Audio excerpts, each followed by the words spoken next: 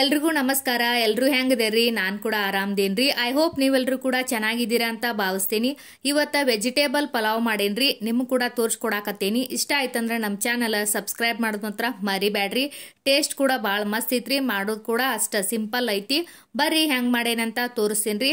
ಇವಾಗ ನೋಡ್ರಿ, ನಾನು ಕುಕ್ಕರ್ ತೊಗೊಂಡೇನ್ರಿ, ಅದಕ್ಕೆ ಅಡುಗೆ ಎಣ್ಣೆ ಕೂಡ ಹಾಕೇನಿ. ಎಣ್ಣೆ ಚೆನ್ನಾಗಿ ಕಾಯ್ಬೇಕ್ರಿ. ನಾನಿಲ್ಲಿ ಮೊದಲಿಗೆ ನೋಡ್ರಿ ಹೂಕೋಸು, ಬೀನ್ಸು, ಕ್ಯಾರೆಟು ಮತ್ತು ಪೊಟ್ಯಾಟೊ ರೀ ಎಲ್ಲನೂ ಚಿಕ್ಕ ಚಿಕ್ಕದಾಗಿ ಕಟ್ ಮಾಡಿ ಇಟ್ಕೊಂಡೀನಿ. ಅದು ಚೆನ್ನಾಗಿ ಒಂದೆರಡು ಸಲ ತೊಳೆದು ಇಟ್ಕೋಬೇಕು. ಇವಾಗ ನೋಡ್ರಿ ಎಣ್ಣೆ ಕಾದೈತಿ. ಆಗ ಒಂದು ಅರ್ಧ ಟೀ ಸ್ಪೂನ್ ಆಗೋಷ್ಟ ಸಾಸಿವೆ ಮತ್ತು ಜೀರಿಗೆ ಹಾಕೇನ್ರಿ. ಆಮೇಲೆ ಚಕ್ಕೆ, ಲವಂಗ, ಪಲಾವ್ ಎಲೆ, ಮೆಣಸಿನಕಾಳು ಕೂಡ ಹಾಕೇನ್ರಿ. ಚೆನ್ನಾಗಿ ಸ್ವಲ್ಪ ಫ್ರೈ ಆದ ನಂತರ ಈರುಳ್ಳಿಯನ್ನು ಉದ್ದುದ್ದಾಗಿ ಕಟ್ ಮಾಡೇನ್ರಿ. ಆಗ ಹಸಿ ಮೆಣಸಿನ್ಕಾಯಿ ಕೂಡ ಹಾಕೇನಿ. ಇಷ್ಟು ಇವಾಗ ಚೆನ್ನಾಗಿ ಫ್ರೈ ಆಗ್ಬೇಕ್ರಿ. ಮೆಣಸಿನ್ಕಾಯಿನ ಆದಷ್ಟು ಜಾಸ್ತಿ ಉದ್ದುದ್ದಾಗಿ ಕಟ್ ಮಾಡ್ರಿ, ಯಾಕಂದ್ರೆ ಬೀನ್ಸ್ ಯಾವ್ದ ಮೆಣಸಿನ್ಕಾಯಿ ಯಾವ್ದ ಗೊತ್ತಾಗಿಲ್ಲ ಮಕ್ಕಳಿದ್ದು ಅಂದ್ರೆ ಮನ್ಯಾಗ. ಹಾಗಾಗಿ ಸ್ವಲ್ಪ ಉದ್ದುದ್ದಾಗಿನ ಕಟ್ ಮಾಡ್ರಿ. ಇವಾಗ ಸ್ವಲ್ಪ ಫ್ರೈ ಆದ ನಂತರ ನಾನಿಲ್ಲಿ ಕ್ಯಾಪ್ಸಿಕಮ್ ರೀ, ದಪ್ಪ ಮೆಣಸಿನ್ಕಾಯಿ ಇರ್ತೈತಿಲ್ಲ ಅದನ್ನು ಕೂಡ ಒಂದು ಹಾಕೇನ್ರಿ. ನಿಮ್ಗೆ ಖಾರ ಎಷ್ಟು ಬೇಕಲ್ಲ ಅಷ್ಟು ನೋಡ್ಕೊಂಡು ನಾನು ಹಾಕ್ರಿ. ಇವಾಗ ನೋಡ್ರಿ ಎಲ್ಲ ಚೆನ್ನಾಗಿ ಫ್ರೈ ಆಗೈತಿ.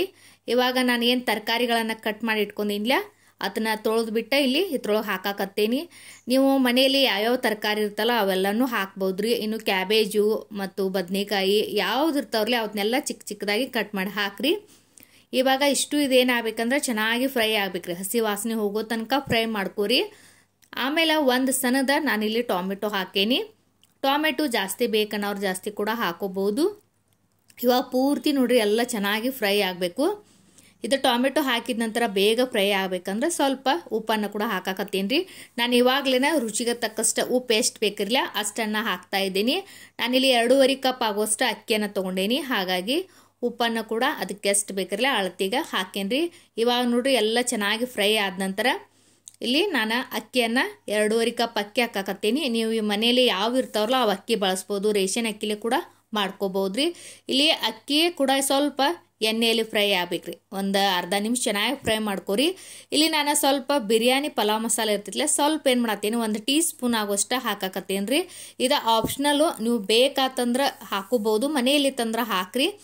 ಇಲ್ಲ ನಾನು ಅವಾಗಲೇ ಮಸಾಲೆ ಎಲ್ಲ ಕೂಡ ಹಾಕೇನ್ರಿ, ಅಷ್ಟು ಹಾಕಿದ್ರು ಕೂಡ ತುಂಬ ಚೆನ್ನಾಗಿ ಆಗ್ತೈತಿ.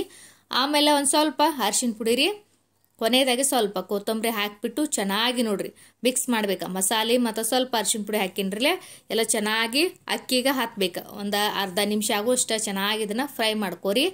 ನಾನಿಲ್ಲಿ 1 ಕಪ್ಗೆ 2.5 ಕಪ್ ಆಗುವಷ್ಟು ನೀರನ್ನು ಹಾಕಾಕತ್ತೀನಿ. ಕೆಲವೊಬ್ರಿಗೆ ಮೆತ್ತಗೆ ಬೇಕು, ಕೆಲವೊಬ್ರಿಗೆ ಉದುರ್ಬೇಕ್ರಿ. ನಿಮ್ಗೆ ಹೆಂಗೆ ಬೇಕಿರಲ್ಲ ಹಂಗೆ ನೋಡ್ಕೊಂಡು ನೀವು ಇಲ್ಲಿ ನೀರು ಹಾಕೋರಿ. ನೋಡ್ರಿ ನೀರು ಹಾಕಿಬಿಟ್ಟು ಒಂದ್ಸಲ ಎಲ್ಲ ಚಂದ ಮಿಕ್ಸ್ ಮಾಡಿರಿ. ನಾನು ಉಪ್ಪು ಆವಾಗಲೇ ಹಾಕೇನಿ. ಆಮೇಲೆ ಕುಕ್ಕರ್ದು ಕ್ಯಾಪ್ ಹಾಕಿಬಿಡ್ರಿ. ನಾನಿಲ್ಲಿ 3 ರಿಂದ 4 ಸೀಟಿ ಮಾಡಾಕತ್ತೀನಿ ರೀ. 4 ಸೀಟಿ ಆದ ನಂತರ ಸ್ವಲ್ಪ ತಣ್ಣಗಾದ ನಂತರ ನಿಮ್ಗೆ ಓಪನ್ ಮಾಡಿ ತೋರ್ಸಾಕತ್ತೇನೆ ರೀ.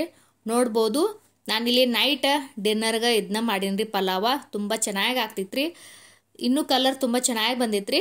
ರಾತ್ರಿ ಹೊತ್ತು ಮಾಡಿದ್ರಿಂದ ಕಲರ್ ಈ ಥರ ಕಾಣಿಸಕತ್ತೈತಿ. ನೀವು ಕೂಡ ಟ್ರೈ ಮಾಡಿರಿ, ಭಾಳ ಮಸ್ತ್ ಇತ್ರಿ. ಇಷ್ಟ ಆಯ್ತಂದ್ರೆ ನಮ್ಮ ಚಾನಲ್ ಸಬ್ಸ್ಕ್ರೈಬ್ ಕೂಡ ಮಾಡಿರಿ. ಎಲ್ರಿಗೂ ಬಾಯ್ ಬಾಯ್.